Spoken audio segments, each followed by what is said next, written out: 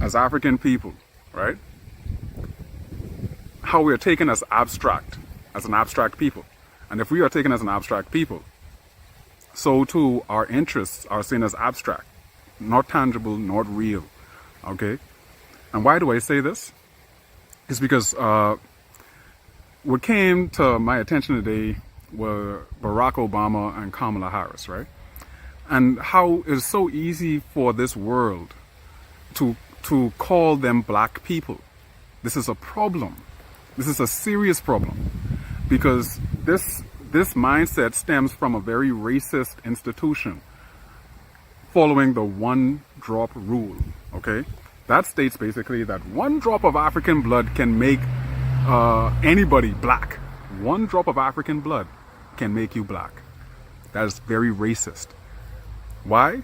Because it's saying that you will be a discard for the other race that you descend from. You are the discard. We'll discard you into the black population. So that makes black people abstract, because now anybody who's a discard of non-Africans can be considered black. You see, this is why our interests are not put to the forefront in this colonial state, and never will be.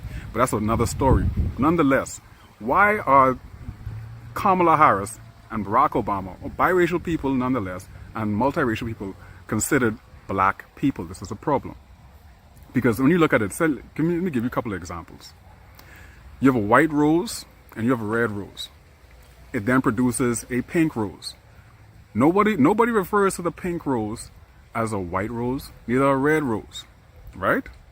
When a lion copulates with a tiger, no one calls that produce or that offspring a tiger, neither a lion. It's called a liger, right?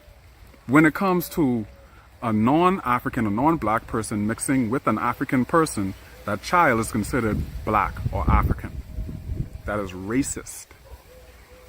Because you're basically calling that child, half of that child, a white discard. Or in Kamala Harris's case, an Indian discard. All right? This sends messages not only to the world over, about African people, but this sends a message about African people. Because we can't take our own interests, our own problems as real, as a black issue, because now black is abstract. You see how that works? For me, family, I'm an African mixed with an African, okay? A black man and a black woman produced a black child.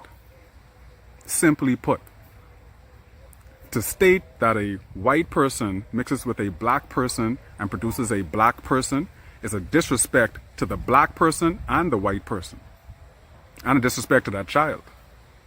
It's training that child to ignore and to despise a half of itself, or to even say that I can't or shouldn't identify with half of myself. It is a problem when Barack Obama even calls himself black or African. It's a disrespect and it's a telling thing when Kamala Harris calls herself Indian, or black when it's advantageous for her, all right? It's a problem.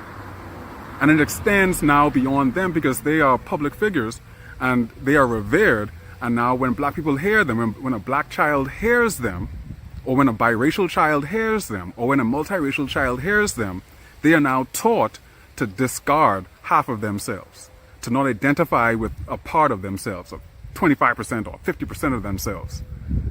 This is a crazy world we live in. And if you truly want to reacquire our sanity, understand the truth of yourself, understand the truth of the world that you take part in. All right? I'm African mixed with African. There's no discards here. Love yourself. Peace moment. What if Barack Obama himself went around calling himself white? Huh? What if Barack Obama went around calling himself white? Everybody would be counting him as being delusional, like he's going through an identity crisis. Like, who is he? But since he calls himself black and the world sees him as black, he is seen as real. He is holding it down. That's a problem.